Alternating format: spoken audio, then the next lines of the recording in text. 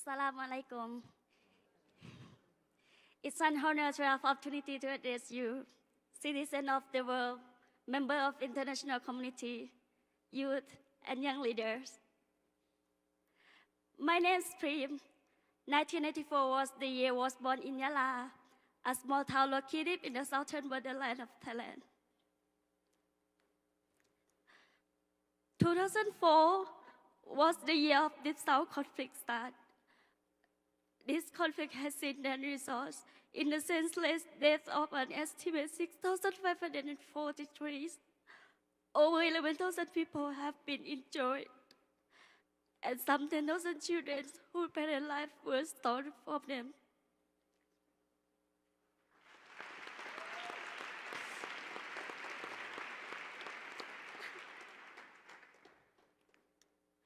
I represent one of these faceless children.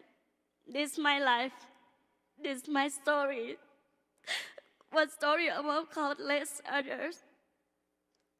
When I was 12 years old, on the way home nearby farm, a stranger approached and heartlessly shot my father in a cold blood. Without my father, my family was harassed and treated on a daily basis. I often catch my beloved mother crying quietly at night. She tried to hide her tears from us. All of this, my younger sister was teased at school for not having a father. She would pull her hair back her face and cry loudly to release her anger and pain.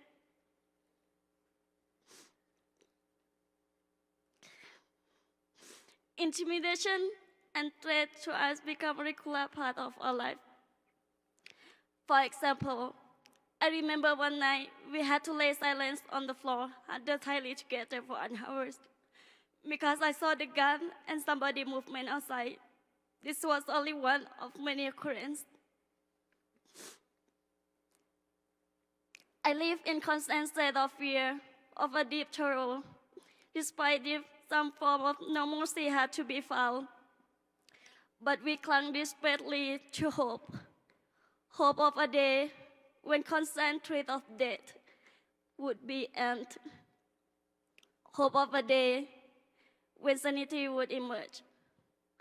Hope of seeing a day, a new dawn, where sanity would prevail. But then, 3 years later, my mother was shot on the way to work. She could have survived, but nobody dared to help her. I had now lost both of my parents, and in some way I felt I had lost myself. And any hope was covered in thick fog of confusion and anger and so much more. I then realized the one thing that I refuse to lose and cannot and will not lose is hope. Hope.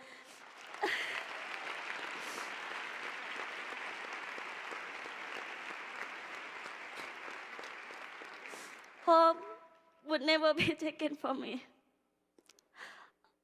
Although I stand here before you today as one young woman telling my own personal story, yet my story shared by so many other countless faces lost in fogs of fear, victim of the conflict and its tragic consequences. So my story is their story too. The pain and grief I experienced led me to an organization called Ban Luk Rieng or Luk Rieng Group. There's Association of Children and Youth for Peace in the Deep South, established by Ms. Chompu. The organization supports the children who lost their parents because of the conflict by teaching them how to share the personal experience with others through storytelling, how to use peace and children's rights.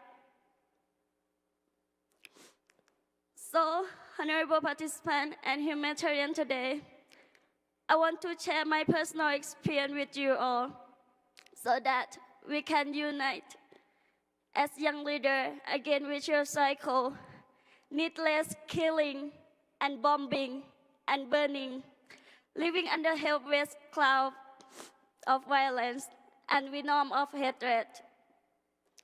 As a delegate of One Young World, we need to continue to speak up for peace and unity that we believe in and act for a better society based on love, compassion, dedication, passion, purity, and clarity of our joy goal, hope.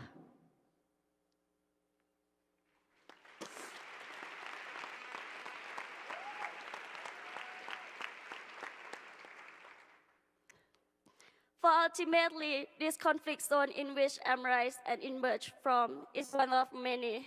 Yet this conflict we endure will ultimately not be resolved with bullet and blood and continuing destruction and loss. This solution can ultimately only come through dedicated engagement and by the means of peaceful engagement dialogue, promoting understanding and humanity and capacity development. And together, we can jointly achieve this. I ask of us present here today, frame to unite and commit to one first step. Never ever lose hope. Commit today that hope in humanity and brighter peaceful future will not be a victim. That hope will not be lost.